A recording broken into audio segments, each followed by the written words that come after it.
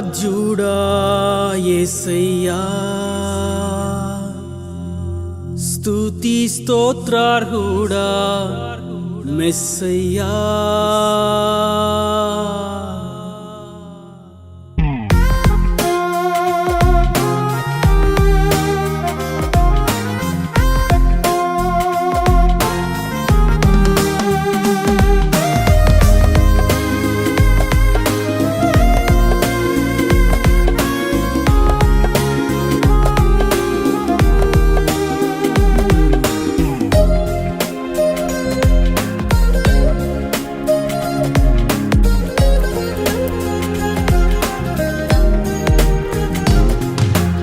ఆరాధనా నీకే, స్తుతి ఆరాధనా నీకే, ఆరాధనా నీకే, స్తుతి ఆరాధనా నీకే. పూర్ణ బలముతోను, పూర్ణ శక్తితోను, పూర్ణ వివేకముతో, పూర్ణాత్మతోను, పూర్ణ బలముతోను, పూర్ణ శక్తితోను, పూర్ణ వివేకముతో, పూర్ణాత్మతోను, తరతరములు యుగ యుగములు ఆరాధనా నీ కోసమే, తరతరములు యుగ యుగములు ఆరాధనా నీ కోసమే. ఆరాధ్యుడా స్తుతి పాత్రుడా స్తోత్రార్హుడా నా యేసయ్యా. ఆరాధనా నీకే, స్తుతి ఆరాధనా నీకే.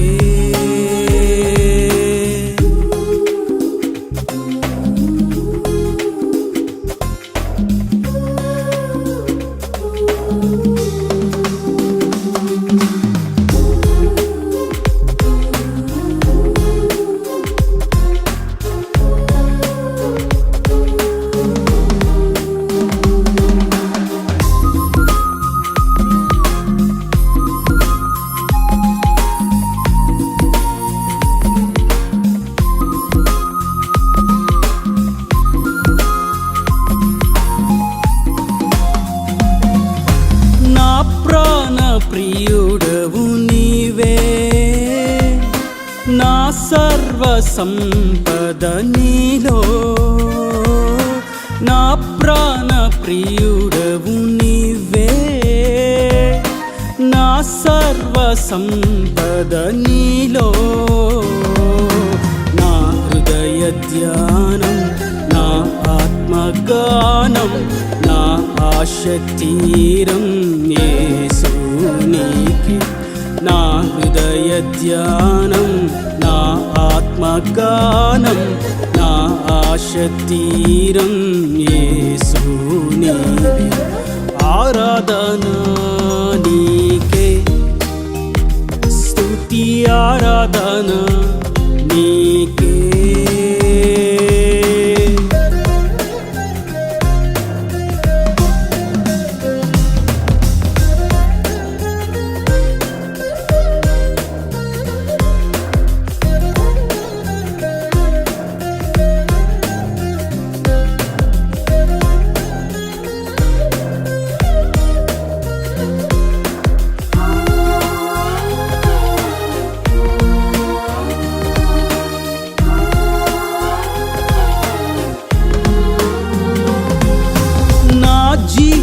బలులు నీకే, నా స్తోత్ర అర్పణ నీకే. నా జీవ బలులు నీకే, నా స్తోత్ర అర్పణ నీకే.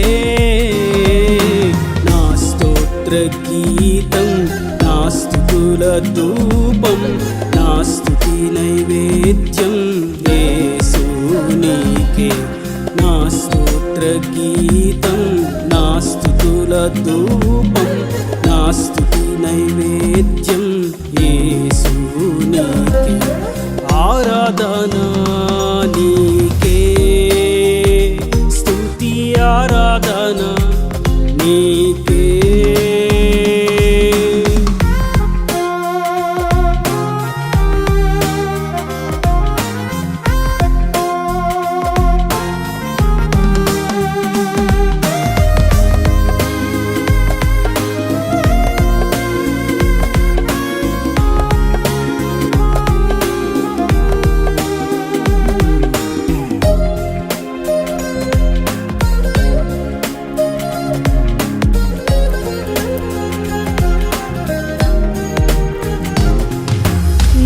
హృదయ కోవెల నీకే, నా హృదయ సారథి నీవే, నా హృదయ కోవెల నీకే, నా హృదయ సారథి నీవే, నా బలము నీవే, నా ఘనము నీవే, నా దాగు చోటు యేసు నీవే, నా బలము నీవే, నా ఘనము నీవే, నా దాగు చోటు యేసు నీవే. ఆరాధన నీకే, స్తుతి ఆరాధన నీకే. మన ప్రభు అయిన యేసుక్రీస్తు పరిశుద్ధ నామములో ఈ వాక్యం వింటున్న ప్రతి వారికి ది ఫాదర్స్ ఫెలోషిప్ తరఫున నా హృదయపూర్వకమైనటువంటి వందనాలు. దేవుడు మిమ్మల్ని దీవించునుగాక. సాధారణంగా ఏదైనా చిన్న పనిని మనం చూసినప్పుడు ఇది చిన్న పనే కదా, దీనివల్ల మనకేం లబ్ధి దొరుకుద్ది, దీనివల్ల మనకేంటి లాభం అని చిన్న చిన్న విషయాల గురించి, చిన్న కార్యాలను గురించి, అల్పమైనటువంటి వాటిని గురించి తృణీకరిస్తూ నిర్లక్ష్యపరుస్తూ మనం అనేక సందర్భాల్లో ఉంటాం. మనల్ని కూడా ఆ విధంగా నిర్లక్ష్యం చేసేవారు, తృణీకరించేవారు ఉంటారు. ఏదేమైనప్పటికీ అల్పమైనటువంటి క్రియలు అంటే దాన్ని ఎంపిక చేసేవారు తక్కువ. ఎక్కువ శాతం అల్పమైన వాటిని ఎంపిక చేయరు. ఎక్కువ మోతాదులో ఉన్న వాటిని ఎన్నుకోవాలని ప్రయత్నం చేస్తారు. కొంచెం ఉన్న చోట అక్కడికి వెళ్ళని కూడా వెళ్ళరు. అయితే మరికొందరు చిన్న బిడ్డలు ఏదన్నా డ్రాయింగ్ బాగా వేస్తే వీళ్ళు చిన్నపిల్లలు, వాళ్ళు వేసే బొమ్మలు చిన్నగా ఉంటాయి అని అనుకుంటారు. కానీ వారు పెద్దవారై దాంట్లో ఒక నిపుణతను పొందుకొని ఒక ఆర్టిస్ట్ అయితే వాళ్ళు తిప్పే పెన్సిల్, పెన్ను ఒక అందమైనటువంటి రూపంగా తీర్చిదిద్దబడ్డం చూసినప్పుడు ఆశ్చర్యతమగ్నులు అవ్వవలసినదే. అయితే నేటి దినాన అల్పమైన వాటిని గూర్చి తృణీకరించేవారు అనేకులు మనకు తటస్థిస్తూ ఉంటారు. మరికొన్ని సందర్భాలలో మనల్ని సైతం తృణీకరించేవారు ఉంటారు. మనము చేసే పనులను బట్టి తోలనాడేవారు ఉంటారు, ఎంపిక చేయని వారు ఉంటారు, దానిని గూర్చి లేని మాటలు మాట్లాడుకునేవారు ఉంటారు. వాక్యం ఏం సెలవిస్తుంది? మనము చిన్నగా చేసిన అనేటువంటి పనులను గూర్చి, మనల్ని గూర్చి వాక్యం ఏం సెలవిస్తుంది అని చూసినట్లయితే ఎంతో ఆశ్చర్యమైనటువంటి ఒక మాట మనకు కనిపిస్తుంది. అది జకర్యా గ్రంథం 4వ అధ్యాయము 10వ వచనం. కార్యములు అల్పములై ఉన్న కాలమును తృణీకరించిన వాడెవడు? కార్యములు అల్పంగా ఉన్నప్పుడు అందరూ తృణీకరిస్తారు. నిజమే, ₹1 అంటే సులువు, ₹1,00,00,000 అంటే బాగా విలువ. కానీ అర్థం చేసుకోవాల్సినటువంటి విషయం ఏదంటే ₹1,00,00,000 రూపాయి దగ్గర నుంచే లెక్కించాలన్న సంగతిని మనం గుర్తించాలి. ప్రభు అంటున్నారు, కార్యములు అల్పములై ఉన్న కాలమున తృణీకరించేవాడెవడు? అనేకులు తృణీకరిస్తారు కానీ నేనైతే తృణీకరించునని ప్రభు సెలవిస్తున్నారు. ఎందుకని? అల్పములై ఉన్నటువంటి కార్యములను ఆయన నామములో, ఆయన చిత్తానుసారంగా, ఆయన మహిమ కొరకు జరుగుతున్నటువంటి క్రియలను ఆయన ఎందుకు తృణీకరించడు? అందరూ తృణీకరిస్తున్న ఆయన ఎందుకు దృష్టి ఉంచి వాటిని బట్టి ఆయన మహిమ పొందుతాడు అని చూసినట్లయితే ఆ పై వచనంలో చూస్తాం, శక్తి చేతనైనను బలము చేతనైనను కాక నా ఆత్మ చేతనే ఇది జరుగును. ఏంటి ప్రభువా, నా శక్తి చేత, నా బలము చేత కాదు, నీ ఆత్మచేత ఇంత అల్పమైన కార్యం ఎలా చేస్తావు? భీకరమైన కార్యమును కదా నువ్వు చేయాలి అని మనం అనుకోవచ్చు. ప్రభు అంటారు, అల్పంలో నుండి భీకరమైనది ప్రారంభమవుతుంది. మోషే ఫరో ఎదుట నిలబడినప్పుడు తన ద్వారా నేను జరిగించినటువంటి కార్యాలు ఫరోకు అల్పంగా కనిపించినాయి.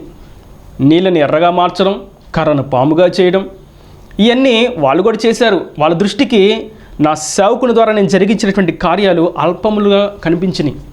కానీ ఏ జనులైతే అల్పంగా ఎంచి ఎన్నికలేని వారిగా చూసి మరలా పట్టుకొని మరలా దాసులుగా తీసుకొని వస్తామని వెంబడిస్తూ వచ్చారో ఆ సైన్యం ఎర్ర సముద్రం ఎదుట నిలబడలేకపోయింది. ఎర్ర సముద్రం మోషే ఎదురు ఇజ్రాయేలుల సర్వ సమాజం ఎదుట పాయలైపోయింది. అల్పమైన దానిలో నుండే భీకరమైనటువంటి కార్యం ప్రసన్నమైనది. జనులు అల్పమైన కార్యములను తృణీకరిస్తూ ఉన్నప్పుడు భీకరమైన కార్యం ఎదుట తలవగ్గాల్సిందే. ప్రభు తన శిష్యుల, తన జనుల, తన స్వాస్థ్యం ఎడల అల్పములో నుండే భీకరమైన కార్యాన్ని చేస్తాడు. అబ్రహాం అనుకున్నాడు, ప్రభువా నాకు ఒక బిడ్డ ఉంటే చాలు, నాకు ఒక కుమారుడు ఉంటే చాలు అని. నిజమే, అబ్రహాం యొక్క కోరిక చాలా అల్పమైనది, కానీ దాన్ని బట్టే చాలా సంతోషిస్తున్నాడు. ప్రభు అన్నారు, ఒక కుమారుడేంటి అబ్రహాం, నీలో నుండి రాజులు, ప్రవక్తలు, సర్వసంతతి ఆశీర్వదించబడతారు, విస్తరింప చేయబడతారని అబ్రహాంకు దేవుడు వాగ్దానం చేశాడు. దాన్ని నెరవేర్చాడు. దాని అర్థం అల్పములైన కార్యములను జనులు తృణీకరిస్తారు. అక్కడున్న జనసమూహం అనుకుని ఉండొచ్చు, ఇంత గొప్ప ఆస్తిపరుడు, ఎంత గొప్ప ఆధిక్యత కలిగిన వాడు, ఇంత గొప్ప మనిషి, కానీ ఒకడే కొడుకు, ఈ ఆస్తి అంతా ఏం చేసుకుంటాడు? ఇతని తర్వాత దీన్ని అతను ఏ విధంగా కాపాడుకోగలుగుతాడు? అతని కుమారుడు, అతను ఒక్కడే కదా, అతను చిన్నవాడు కదా, అల్పుడు కదా, అతని తండ్రి చాలా పెద్దవాడైపోయాడు, అతని యొక్క మరణదినములు దగ్గరకు వచ్చినాయి అని అనేకులు అనుకొని తృణీకరించి ఉండొచ్చు. కానీ అల్పములై ఉన్న కార్యములను ప్రభు తృణీకరించాడు. అబ్రహాముకు దేవుడిచ్చినటువంటి కుమారుడు ఇస్సాకును దేవుడు తృణీకరించలేదు. ఆ అల్పమైన దానిలో నుండే దేవుడు భీకరమైన కార్యాన్ని చేశాడు. మోషే కార్యాన్ని ఐగుప్తీలు తృణీకరించారు, కానీ దేవుడు తృణీకరించలేదు. ఆ అల్పమైన దానిలో నుండే భీకరమైనటువంటి కార్యాన్ని ప్రభు చేశారు. మరొక విషయాన్ని మీకు గుర్తు చేస్తాను. ప్రభు వాక్యాన్ని బోధించిన తర్వాత చాలా సమయం అయిపోయింది. జనులు అప్పటికే 3 దినాలు ఆయనతో పాటు ఉండి దేవుని యొక్క విలువైనటువంటి మాటలు విన్నారు. ఇప్పుడు ఇక వారు అలసిపోయారు. వారి దగ్గర తినడానికి ఏమీ లేదు. వారిని చూసి జాలిపడి ప్రభు శిష్యుల్ని పిలిచి, శిష్యులారా, తినడానికి వారికి ఏమైనా వడ్డించండి అని అన్నారు.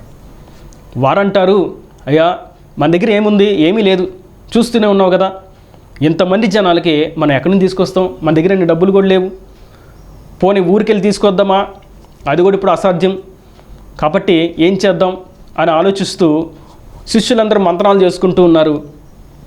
అది చేద్దాం, ఇది చేద్దాం అని ఏదో ఆలోచన చేస్తుంటే ఈలోపు అక్కడ నుండి చిన్న బొడ్డోళ్ళు లేసాడు. అన్నయ్య, నా దగ్గర 5 రొట్లు 2 చిన్న చేపలు ఉన్నాయి అన్నాడు. శిష్యులందరూ ఆయన చూసి ఆ బొడ్డోడిని, అరే ఇది చిన్నపిల్లలు ఆడుకునేటువంటి ఆట కాదు, నీ 5 రొట్లు 2 చేపలు ఇంతమందికి ఆడ సరిపోతాయి, సరిగ్గా నీకే కడుపు నిండదు, పోయి కూర్చో అని అన్నారు. కాదన్నయ్య, నా దగ్గర ఉన్నాయి అని మరలా చెప్పాడు.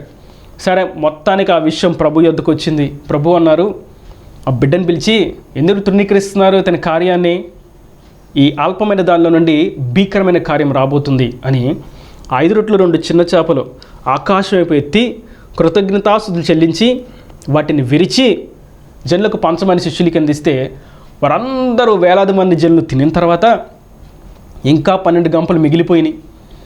శిష్యులు అనుకున్నారు, ఇది ఎలా సాధ్యం? అవును, అల్పములైనటువంటి కార్యమును మీరు తృణీకరిస్తున్నారు, జనులు తృణీకరిస్తున్నారు. నేను తృణీకరించువాడను కాను, నేను అల్పమైన దాన్ని దృష్టి ఉంచువాడను. ఆయన ఎప్పుడు చిన్న పనిని తృణీకరించడు. నేను ఎప్పుడు చెప్తూ ఉంటా, దేవుని మందిరంలో చిన్న పుల్ల తీసి పక్కన పెట్టినా ఆయన ఎప్పుడు మర్చిపోడు. ఆయన ఎప్పుడు చిన్న కార్యాన్ని సైతం జాగ్రత్తగా దృష్టి ఉంచి ప్రతిఫలం నిశ్చయంగా ఇస్తారు. చిన్నదే కానీ గొప్ప ప్రతిఫలమును ఆయన ఇస్తాడు. అయితే మనం గుర్తించవలసినటువంటి ఒక పాఠ్యం ఏదనగా, ప్రభు అన్ని అల్పమైనటువంటి కార్యాలను దృష్టి ఉంచి ఆశీర్వదించేస్తాడా, భీకరమైన కార్యాలుగా మార్చేస్తాడా అంటే కాదు. దేవుని మహిమ కొరకు, దేవుని చిత్తానుసారంగా, దేవుని ఆత్మ నడిపింపులో, పరిశుద్ధమైనటువంటి మార్గంలో, సత్య మార్గంలో ఆయన కొరకు చేసేటువంటి పనులను గురించి ఆయన సెలవిస్తున్నారు. లోక సంబంధంగా జనులను పాడు చేసేటువంటి చిన్న బడ్డీని పెట్టి ఆరోగ్యాన్ని పాడు చేసేటువంటి మాదక ద్రవ్యాలను అమ్ముతూ ఉంటే ఇది అల్పమైనటువంటి కార్యం. పోలీసులు, గవర్నమెంట్ తృణీకరిస్తున్నారు. నా దేవుడు దీన్ని ఆశీర్వదిస్తారు అనుకుంటే అది బుద్ధిహీనత. దేవుని మహిమ కొరకు చేసేటువంటి అల్పమైనటువంటి కార్యాన్ని ఆయన దీవిస్తాడు. జనులకు బలమునిచ్చే, క్షేమాన్ని కలిగించేటువంటి ఆహార పదార్థాలు చిన్న కొట్టును ప్రారంభించినా, అమ్మినా దేవుడు ఆ అల్పమైన దానిలో నుండి భీకరమైనటువంటి కార్యాన్ని చేస్తాడు. ఆ చిన్న బడ్డీయే, చిన్న బండే, చిన్న కొట్టే విస్తారమైనటువంటి ఒక గొప్ప షాపింగ్ మాల్ లాగా సూపర్ మార్కెట్ లాగా, పెద్ద స్టోర్ లాగా ఆయన మారుస్తాడు. దాని అర్థం మనం ఎదుటివారికి క్షేమం కలిగించే విధంగా చేసేటువంటి అల్పమైనటువంటి కార్యాలను ఆయన దీవిస్తాడు. రెండో విషయం, మనం ఆయన మహిమ కొరకు పూర్తిగా ఆయన సన్నిధిలో, ఆయన సేవలో, ఆయన నామ మహిమార్థముగా, ఆయన నామం ప్రతిధ్వనించే విధంగా చేసేటువంటి అల్పమైనటువంటి కార్యాలను ఆయన భీకరమైన కార్యాలుగా మారుస్తాడు. అదేలాగా దేవుని మందిరంలో దేవుని కొరకు చేసేటువంటి చిన్న పని, ఒక చిన్న పాట పడిన, మందిరం కొరకు దేవుని మహిమార్థం ఏదైనా చిన్న పని చేసినా, శుభ్రపరిచినా, ఏది చేసినా దానికి ప్రతిఫలం ఆయన నిశ్చయంగా ఇస్తారు.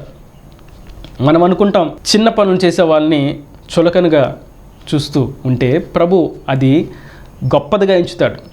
మనం అనుకుంటాము అది చిన్నదే కదా అని, కానీ ప్రభు అంటున్నారు అది నా దృష్టికి విలువైనది.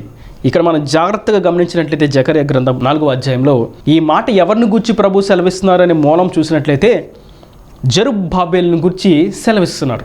దేవుని మందిరం పునాది వేయడానికి, కట్టడానికి చిన్న రాయి తీసుకొని పునాది వేస్తున్నాడు.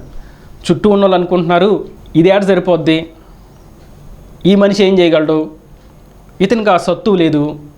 అసలు సొలొమోను అయితే దాన్ని ఎన్ని సంవత్సరాలు కట్టాడు, సంవత్సరాలు కట్టాడు.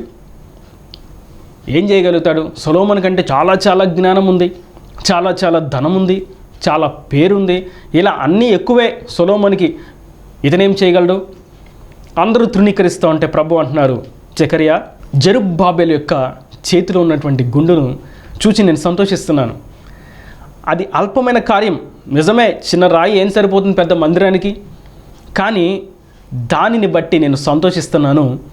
దానిని నేను భీకరమైనటువంటి కార్యంగా చేయబోతున్నాను. నిజమే, జెరుబ్బాబెలు, యెహోషువ వీరు దేవుని యొక్క మందిరాన్ని నిర్మించి దేవుని నామానికి మరలా పూర్వవైభవమును తీసుకొచ్చారు, మహిమను ఆరోపించగలిగారు. ఈ వాక్యం వింటున్నటువంటి నా ప్రియ సహోదరులారా, మీరు దేవుని కొరకు చేసినటువంటి చిన్న పని, లేదా చిన్న కాసు, లేదా కొంచెం జ్ఞానం, లేదా కొంచెం బలం, లేదా చిన్న పాట, లేదా చిన్న ధ్యానము, చిన్న సువార్త, ఇలా అల్పమైనవి దేవుని కొరకు చేస్తూ ఉంటే అనేకులు తృణీకరిస్తున్నారా? వీరు చేసేది కూడా పనేనా, వీరు చేసేది కూడా దేవునికి మహిమ వస్తుందా అని తృణీకరిస్తున్నారా? ప్రభు అంటున్నారు, నేను తృణీకరించను. జనులు తృణీకరిస్తారు కానీ నేను తృణీకరించను. దేవుడు ఎప్పుడు కూడా అల్పమైన వారిని ఎంపిక చేసి బలమైన వారుగా, ఘనమైన వారుగా చేయడానికే ఆయన ఇష్టపడతాడు. దావీదును మనం చూసినట్లయితే గొల్యాతు అక్కడ భయపడుతూ ఉన్నాడు, జనులందరూ భయపడుతూ ఉన్నారు. దావీదు అంటాడు, అనయా ఏంటి సంగతి అన్నాడు. నీకెందుకురా చిన్నోడివి అన్నారు. కాదన్నయ్య చెప్పు. చిన్నోడు కదా, అన్నయ్యలు తృణీకరించారు, నీకు సంబంధించింది కాదు, నువ్వు వెళ్ళి నీకు చెప్పిన పని చేసుకో, గొర్రెలు కాచుకోపో అని అన్నయ్యలు తృణీకరించారు. పోనీ రాజు దగ్గరికి వెళ్తే రాజు అన్నాడు నువ్వు చిన్నవాడివి అని రాజు కూడా తృణీకరించాడు. ఎందుకంటే దావీదు చిన్నవాడు, చూడ్డానికి పెద్ద గొప్పవాడిగా కనిపించట్లేదు, చదువుకున్నవాడిగా కనిపించట్లేదు, తాను ఎదిగిన వాడిగా, పెద్దవాడిగా అస్సలు కనిపించట్లేదు. అక్కడ రాయబడినటువంటి మాట బాలుడు. మరి బాలుని చూస్తే ఎవరైనా గొప్ప పని చేయగలరు అని అనుకుంటారా? బాలుని చూసి గొల్యాతుని జయించే శక్తి ఇతనికి ఏడుంది అని అందరూ అలాగే అనుకుంటారు. అల్పముగా ఉన్నటువంటి ఆ కార్యాన్ని దేవుడు దృష్టి ఉంచాడు. నా జనుల యొక్క క్షేమము కొరకు, శత్రువును ఓడించడానికి నిలబడగలిగేటువంటి చిన్నవాడినైనా సరే నేను ఎన్నుకుంటాను. అతన్ని నేను అభిషేకిస్తాను, ఆ పని చేయడానికి అతనికి శక్తినిస్తాను, జయమునిస్తాను, విజయోత్సవంతో నేను ఊరేగింప చేస్తానని దేవుని యొక్క మహిమ కొరకు శత్రువును ఓడించడానికి నిలబడినటువంటి దావీదుకి దేవుడు అభిషేకం ఇచ్చి, బలమునిచ్చి, అధికారంనిచ్చి, కృపనిచ్చి గొప్ప అఖండ విజయం పొందేలాగా దేవుడు చేశాడు. దావీదుని అందరూ తృణీకరించినప్పటికీ దేవుడు మాత్రం తృణీకరించలేదు. కారణం దేవుని మహిమ కొరకు అడుగు వేశాడు. నేడు మనము సైతం దేవుని మహిమ కొరకు అడుగు వేసినప్పుడు మనం చేసే చిన్న పని అయినా సరే దేవుడు దాని విషయంలో గొప్ప ఆశీర్వాదాన్ని భీకర కార్యంగా చేసి మనల్ని సాక్షులుగా నిలబెడతాడు.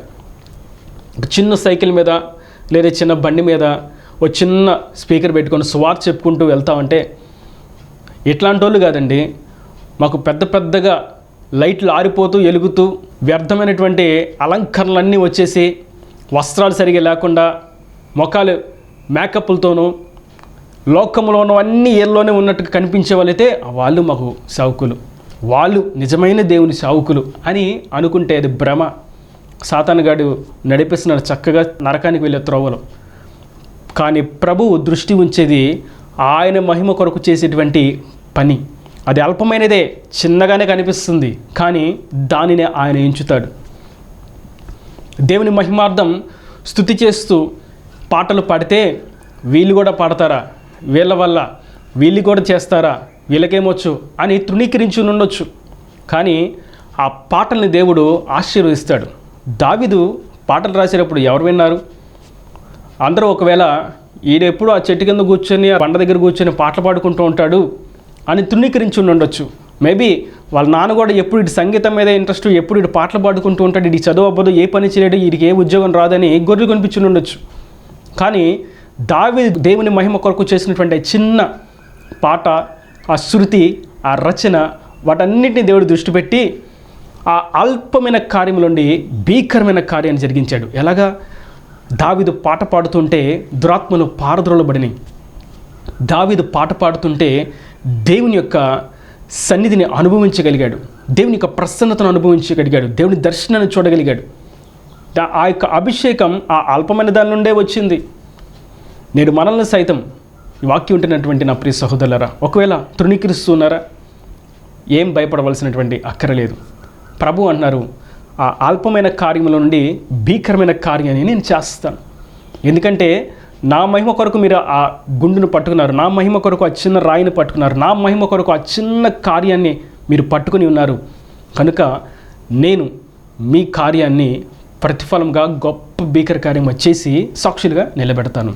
మరొక విషయాన్ని మనం చూసినట్లయితే, నెహెమ్యా దేవుని మందిరాన్ని కట్టడానికి, ప్రాకారంలో కట్టడానికి నిలబడితే ఆ ఊరిలో టోబియా, సన్బలట్ అనే వాళ్ళు వచ్చి, ఒరే ఇది కూడా కడతాడా, ఈ ప్రాకారాన్ని కట్టగలడా, ఆ ఒక్కడు ఏం చేయగలడో, ఏదో కట్టాడు మొత్తానికి, కానీ నక్కొచ్చి అలా దూకిందనుకో ఆ గోడ పడిపోద్ది, అట్ట కట్టాడు, వీడికేం తెలుసు అని వచ్చి తృణీకరిస్తూ అపహాస్యం చేస్తూ నెహెమ్యాని నిందల పాలు చేస్తున్నారు, అవమానిస్తూ ఉన్నారు. కానీ ఆశ్చర్యమైనటువంటి సంగతి ఏదనగా, నెహెమ్యా ప్రాకారాన్ని కట్టి ముగించేశాడు, ప్రతిష్ఠత చేశారు, దేవునికి మహిమ ఆరోపించబడింది, బలులు ప్రారంభించబడినాయి, దేవుని సన్నిధిని ప్రతి వారు అనుభవించారు. ఈ అపహసించిన వారు మౌనులై సిగ్గుతో తల వంచుకొని వెళ్ళిపోయారు. నా ప్రియ సహోదరులారా, మనము దేవుని కొరకు ధైర్యంగా చిన్న పనైనా చేయడానికి నిలబడినప్పుడు దేవుడు మన కొరకు నిలబడి మన పక్షాన హస్తము తోడుగా ఉంచి గొప్పవారిగా నిలబెడతాడు. దేశం యొక్క ఉన్నత స్థలముల మీద మనల్ని నిలబెట్టి ఆయన సాక్షులుగా ప్రజ్వలింపచేస్తాడు. అనేకులకు విశ్వసించబోయే వారికి మాదిరిగా మనల్ని నిలబెడతాడు. మనం చూసినట్లయితే నెహెమ్యా గ్రంథంలో ఆ విషయాన్ని మనం జ్ఞాపకం చేసుకున్నప్పుడల్లా నెహెమ్యా కొరకు దేవుడు చాపినటువంటి ఆ కరుణ హస్తం మనకు అర్థమవుతుంది. దావీదుని జ్ఞాపకం చేసుకున్నప్పుడల్లా దావీదు అభిషేకంతో పడినటువంటి పాటలు, కీర్తనలని మనకు అర్థమవుతూ ఉంటుంది. మరియు మనం అబ్రహామును జ్ఞాపకం చేసుకున్నప్పుడల్లా విస్తారమైనటువంటి జనసమూహం, విశ్వాసులకు తండ్రి అని మనకు అర్థమవుతుంది. ఇలా మనం చూస్తుంటే ఆ చిన్న బిడ్డను జ్ఞాపకం చేసుకున్నప్పుడు 5 రొట్టెలు చిన్న చేపలు 5,000 మందికి పైగా వేలాది జనులు తిని ఇంకా మిగిలి ఉన్నవని మనకు అర్థమవుతుంది. ఇలా మనం చూస్తుంటే అల్పమైన దానిలో నుండి దేవుడు బలమైన, భీకరమైన, ఘనమైన కార్యాన్ని చేసి ఆయన పరాక్రమమును రుజువుపరుచుకున్నాడు. నేడు ఆయన కార్యమును మన పట్ల చేయ శక్తిమంతుడు. ఆయన చేసి అట్టి విధంగా సాక్షులుగా నిలబెడతాడు. ఈయన దేవుని మాటల ప్రతి వారి హృదయంలో నీరుకట్టి ఫలింపు చేయను గాక. ఆమెన్. God bless you. తలలు వంచి కనులు మూసినట్లయితే మీ కొరకు చిన్న ప్రార్థన. ప్రేమ స్వరూపి, కరుణ కటాక్షం గల తండ్రి, నా ప్రభువా, మీ వాక్యం ఉన్న ప్రతి వారిని మీరు కృపతో జ్ఞాపకం చేసుకుని నిండాలిగా దీవించండి. కార్యములు అల్పమైనటువంటి కాలంలో జనులు తృణీకరిస్తారు, కానీ నీవు తృణీకరించవు. ఆ అల్పమైనటువంటి కార్యాన్ని భీకరమైనటువంటి, ఘనమైనటువంటి కార్యంగా మీరు చేస్తాన్ని, విజయోత్సవంతో ఊరేగింప చేస్తానని మీరు సెలవిచ్చిన రీతిన ఒకవేళ ఈ వాక్యం ఉన్నవారు అల్పముగా తృణీకరింపబడుతూ అవమానాలతో, నిందలతో ఉన్నారేమో ప్రభువా, మీ కరుణ హస్తం తోడుగా ఉంచి వారిని హెచ్చింపజేసి నీ సన్నిధిలో వారిని సాక్షి నిలబెట్టమని యేసు పరిశుద్ధ నామములో ప్రార్థించి వేడుకుంటున్నాను తండ్రి. Amen. Amen. Praise the lord. మన ప్రభు అయిన యేసుక్రీస్తు నామములో మీ అందరికీ నా హృదయపూర్వకమైనటువంటి వందనాలు. మరి దేవుని కృపను బట్టి ఒక పాటల ఆల్బమ్ను దేవుడు అనుగ్రహించారు. మీరు ది ఫారెస్ట్ ఫెలోషిప్ అని మీరు యూట్యూబ్లో టైప్ చేసినప్పుడు, లేదా ఆల్బమ్ పేరు కృపా కిరీటం అని మీరు టైప్ చేసినప్పుడు మీకు ఆ పాటలు అందించబడతాయి. వాటిని మీరు విని దైవ ఆశీర్వాదాలు పొందండి. ఎంతో ఆత్మీయమైనటువంటి సంగీతంతో, ఆత్మీయమైనటువంటి రచనతో దేవుడు అనుగ్రహించి ఉన్నారు. మరియు మరిన్ని వాక్య సందేశాల కొరకు మీరు ఛానల్ని ఫాలో అవుతుండండి, వాక్యాలు వింటుండండి, దైవ ఆశీర్వాదాలు పొందండి. దేవుడు మిమ్మల్ని దీవించును గాక. God bless you. మరిన్ని వాక్య సందేశాల కొరకు ది ఫాదర్స్ ఫెలోషిప్ అని మీరు యూట్యూబ్లో సెర్చ్ చేసినప్పుడు మీకు శ్రేష్టమైనటువంటి ఉపదేశాలు అందించబడతాయి. ప్రతి దినము క్లుప్త సందేశాల ద్వారా దేవుడు పరిచయం నడిపిస్తున్నాడు. మీ యొక్క ఆధ్యాత్మిక వృద్ధి కొరకు, ఉన్నతమైనటువంటి ఉపదేశాల కొరకు, సత్య సహవాసం కొరకు, తండ్రితో ఒక ప్రత్యేకమైనటువంటి అనుబంధం కొరకు ది ఫాదర్స్ ఫెలోషిప్ అనేటువంటి సహవాసంలో మీరును పాలిభాగస్తులు కండి, వాక్యాలు వినండి, ఆత్మీయ వృద్ధి పొందండి. God bless you.